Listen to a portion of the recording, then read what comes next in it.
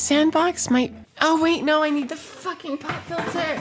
I'm so stupid. S&Box might be the most ambitious gamble in modern gaming that I've ever seen. Not because it's trying to be bigger than Garry's Mod, but because it looked at Garry's Mod, a game held together by duct tape and community magic, and said, yeah, let's completely reinvent this, what could go wrong? And if it fails, it doesn't just flop, it becomes a very expensive reminder that sometimes you should never fix what was barely even working, but somehow perfect. To understand S&Box, you have to understand Garry's Mod. And I'm sure you do. The game is one of the largest I've ever seen. With copies sold exceeding 25 million, this masterclass in game design is a success. And that's due to a lot of factors. Firstly, Garry's Mod wasn't really a game. It was a physics sandbox where you either built something genius or spawned 400 exploding barrels and crashed your PC.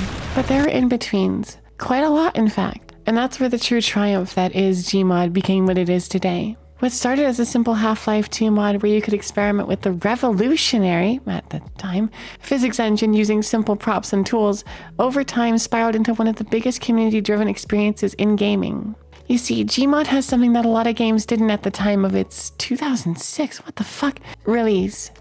Mods. You could do practically anything with the use of mods. You could change your player model, you could have any guns or tools you wanted. You could explore the infinite universe. How did people make this? The point is, this game had truly endless possibilities. And that's just for the single player aspect, because somehow, out of that chaos, entire genres were born. Trouble in Terrace Town, Dark RP, Prop Hunt. What started out as simple fun servers quickly became game modes so influential that people forgot they started as, what if we just stick around and see what happens? And the best part, you didn't need a degree. You didn't need a roadmap. You barely needed common sense. And that's due to another part of Gmod's success. Source. I'll get into its downsides later, but this is another contributor to Gmod's success that really can't go overstated enough. To those of you not in the know, Source is the engine that Gmod and Half-Life 2, the game it was originally a mod for, are coded in. Think of it as the foundation that handles graphics, rendering, physics, AI behavior, sound, and animation systems. What fucking rules about this is that the Source engine is extremely user-friendly, as it was intentionally made to be moddable, which means you can do basically anything with the Source engine, as well as its accompanying Hammer editor, which is essentially the map creation tool for it. Not to mention, Source is the engine used in other popular games of the early 2000s too. TF2, Half-Life 2, Portal 1, no, I'm not gonna make the fucking joke. All these games had pre-existing fan bases, mostly sharing the same fans because all the games were extremely good and accessible on the same platform. So of course they'd be interested in a small upstart of a game that looked like, and basically was, a Half-Life sandbox. But none of this would matter if it weren't for quite possibly the biggest contributor to its success nowadays. Time. Even brushing aside its early days, Gmod's current release build, Gmod 13, has now had 14 years of molding and community content for it. More than most games get even a quarter of. The total number of workshop items, like maps, guns, game modes, etc., is nearly 2 million. So, to put it simply, Gmod was a perfect storm of a project. It was a mod of an existing popular game, quickly roping in a good amount of the already present Half-Life 2 fans. It was an easy-to-modify game, with tools and clever behind-the-scenes, making creation easier than anything else aside from, fucking Minecraft 3 years later, plus another 2 decades of content made for it over the course of time. And you've got yourself what is, in my opinion, the best bang for your buck when you spend $10 on a game. I could go on with other aspects, like how the Steam Workshop's simple implementation of mods and uploads is huge for the accessibility of the game's community, or how consistent video content by people like Vanos also helped a lot, but then we'd be here all day. Regardless of the causes, Gmod is here to stay, and I'm glad it is. It's truly an experience like no other. With that being said though, Garry's Mod has its limits. Source is an old engine, with outdated, albeit still somewhat good, graphics, weird bugs, and mods stacked on, please don't crash. It worked, but it was held together by vibes and magic, and those things don't scale very well. So what do you do when you want to make a spiritual successor to a game like that?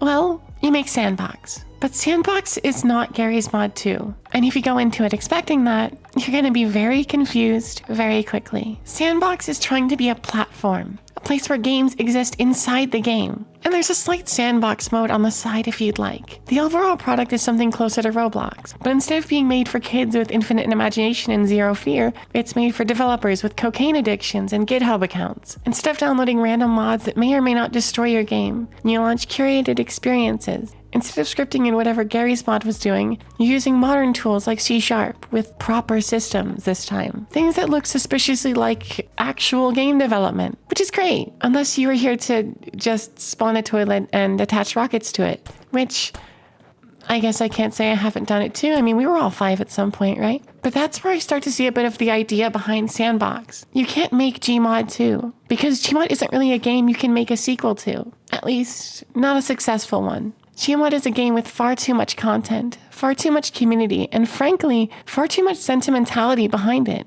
People love this game. For a lot of the diehard fans, it's their favorite game of all time. Making something meant to replace it would be nearly impossible. If you make a similar game but ported to a better engine like Source 2 or Unreal 5, you would most likely just split your fan base into 2 camps. The ones that play the sequel, and the ones that choose to stay on the original for a variety of reasons. So what's the play? How about making a game that has the same sandbox you know and love, but with a more refined system for creating and playing games? Instead of servers hosting games, you'll be browsing games and their respective servers. It's actually pretty creative, and I have to hand it to the developers. The game looks, so far, genuinely impressive. I love the graphics aside from the fuck ugly player models. What is this? And I also love the choices they made in curating the content released on the platform so far too. But here's where my problems start to arise. And here's where you're going to see me start to get a bit negative. Roblox and Fortnite's creative worlds work because they're simple. Like, dangerously simple. It lowers the barrier so much that anyone can make something. And because of that, these games exploded. Millions of creators, millions of players, and at least one game where you work a minimum wage job for fun. S&Box is aiming for that same ecosystem, but it's doing it in a very different way. It's not simplifying creation, it's upgrading it. Which sounds good on paper until you realize the easier something is to make, the more people will make things. And S&Box is asking you to try harder, to actually understand what you're doing, which is great for quality, but not great if your main skill is, I made a funny map once in 2014, which is a bit of an issue when most people on Gmod, myself included, kinda love that shit. Gmod works because its plethora of content is extremely accessible to make and access, like I said. So when you take the form factor and make it harder to create, with less of a focus on the single player experience of the players who didn't make things loved so much, you're left in a very odd spot. You have to rely on the player-made experiences to carry the fun and enjoyment, which is possible and clearly the intended vision. But that's where the real problems start to rear their head. Roblox and Fortnite are free, with more content and easier ability to make things. Why would the general audience that this game needs to stay afloat pay 20 buccarinos, the asking price, for a game with less content, less community, debatably worse looking characters, and games that aren't too different from what they'll already have on Gmod? Sure, the graphics look nice, but what if I want to play with my friends who don't own a mid-tier PC? What if I want to play with someone who doesn't want to spend 20 bucks on a Trust me, bro, it's gonna be good in 2 years. Then if I want those things, I'm not playing fucking S&Box, now am I? Games like Lethal Company or other social experiences with modding scenes don't need to worry about this comparison because the experiences are largely unique. So if you can't afford a PC and 3 small fries at McDonald's to get the game, you just can't get something like it. That's kind of the reason unique games don't have to be so accessible, because they just are that good. But this game isn't unique even within the scope of its own quote-unquote series. If it's a competitor to Roblox and Fortnite, it's not as accessible, it's not a straight graphical upgrade in some ways, and the biggest thing, it's got less games to play and players playing them. Plus, it's paid with all these notes in mind. If it's a competitor to Gmod, then why not just play Gmod? I get it, it looks better sometimes. The systems are better. But if all my friends are still playing on their home field, why am I balling in fucking Alaska? Because as of now, the way I see it, it's too complex for casual creators, too unproven for serious developers, too different for Gary's Mods fans, and too late to just copy Roblox and hope for the best. It's asking people to invest time into a platform that doesn't yet have a clear payoff. And platforms live or die by one thing: momentum. If creators don't come, players don't come. And if players don't come, creators just leave. And if everybody leaves, I don't fucking come. And it's basically a party where everyone is waiting for someone else to show up first. Right now, everyone else is still in the goddamn parking lot. But let me level with you. I don't want this game to fail. That's why this game is a really serious risk to take for the team behind it. Sandbox exists in a very uncomfortable middle ground, saddled with an identity problem. Is it a sandbox? A platform? A game engine? A social space? Right now, it's kind of all of them. And that's a problem because people need to understand what something is before they decide to give a shit about it. But I really do want this game to find its footing and succeed. I want this game to thrive.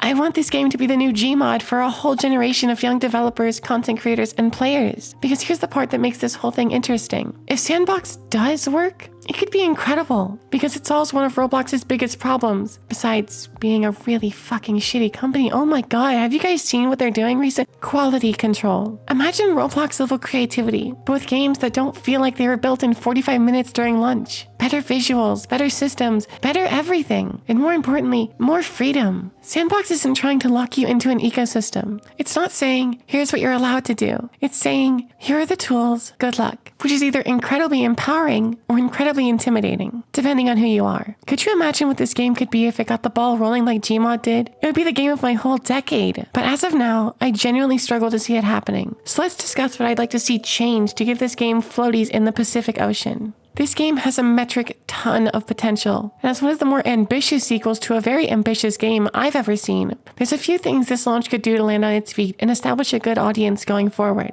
Firstly, marketing. Did anyone know this game was coming out April 28th?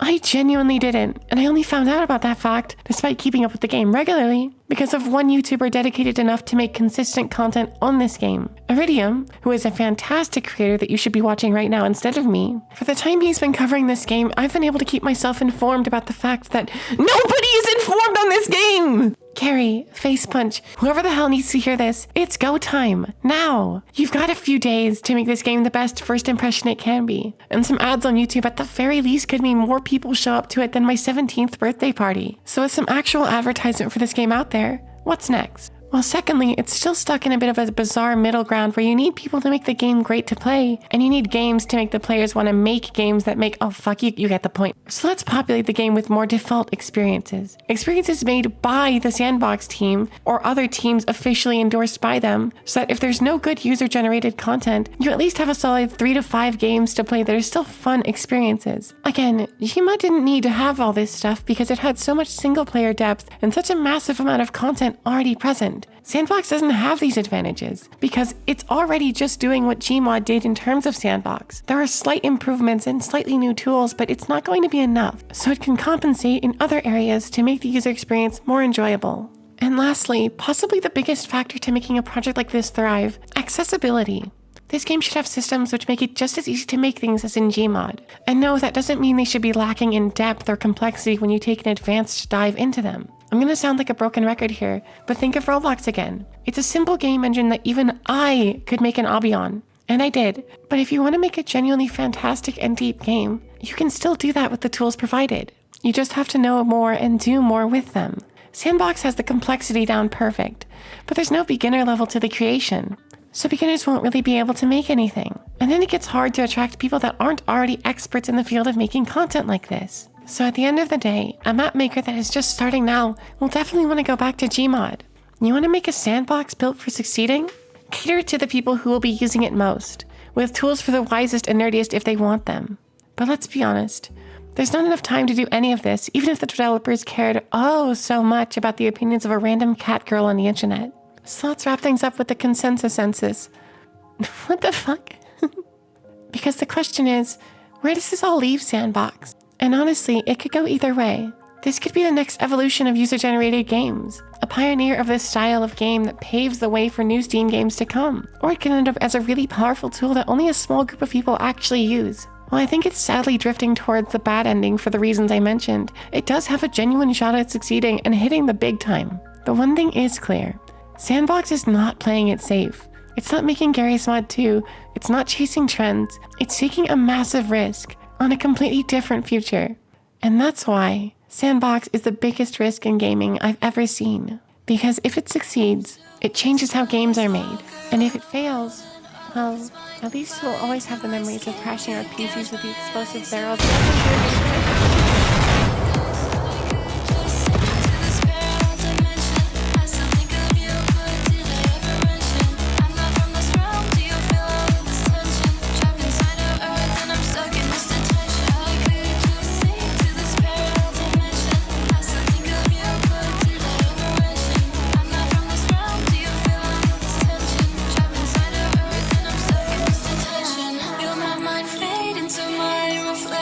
I'll let you back in under one exception. Living another world under my discretion. While I come in first, you're so clever.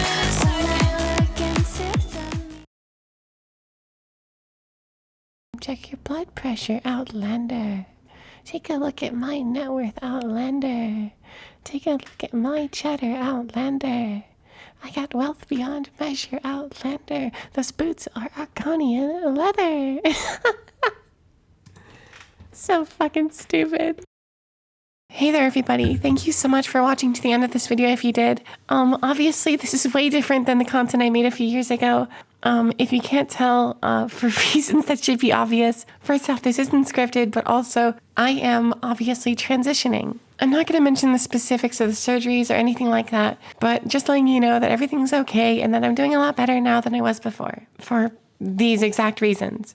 Thank you so much for watching. I hope to make more video essays, obviously a lot better than this one. Kind of had to rush it out because I have a few days to get it out before the actual game comes out.